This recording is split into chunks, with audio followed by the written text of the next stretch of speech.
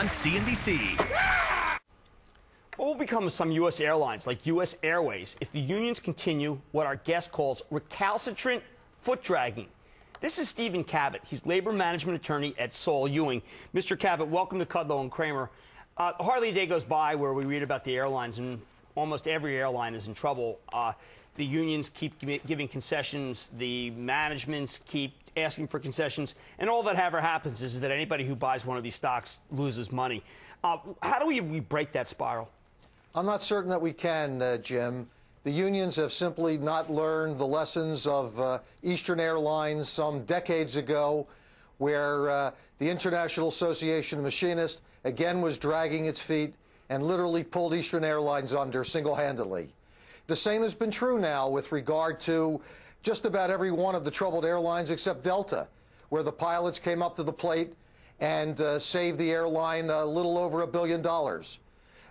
The bankruptcy judge in the case of United has already told the unions and told the company the company's not getting out of bankruptcy until there are greater concessions.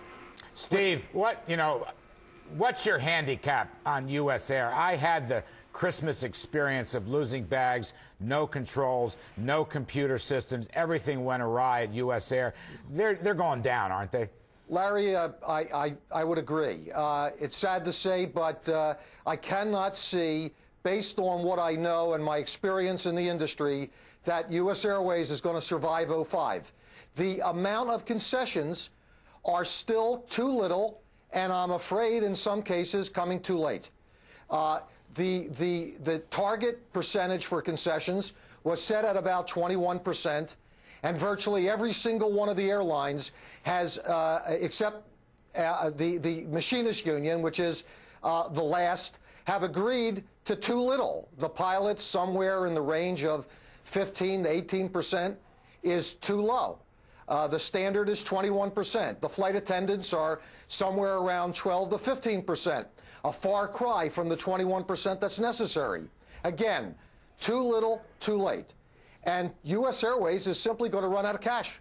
I can't see, Larry, any other way around things unless all of a sudden the employees and the union officials get a lobotomy.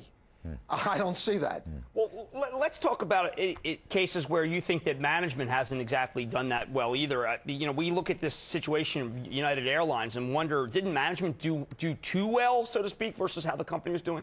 Absolutely. This is not a single finger to be pointed only in the directions of the labor unions.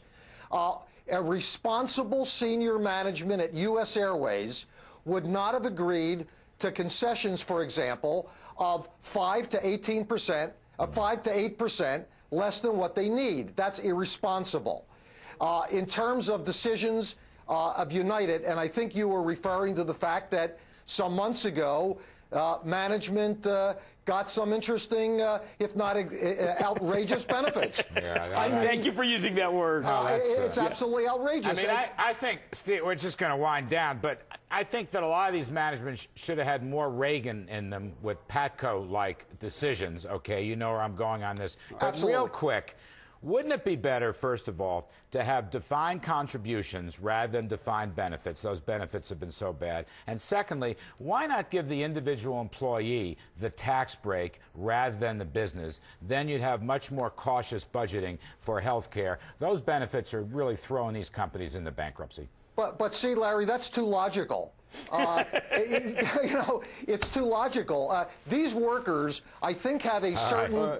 Steve, I'm sorry. We're going to have you back. You got to come back. No one ever accuses me of logic, so I love you. But we got to get out. That's it for tonight's show. KNC, thanks for watching. Stay tuned for Bulls. Hi, I'd like to redeem my credit card miles someplace warm. No. But I'm in Chicago. It's freezing. Ooh, I predict a no storm. Come on, Mom.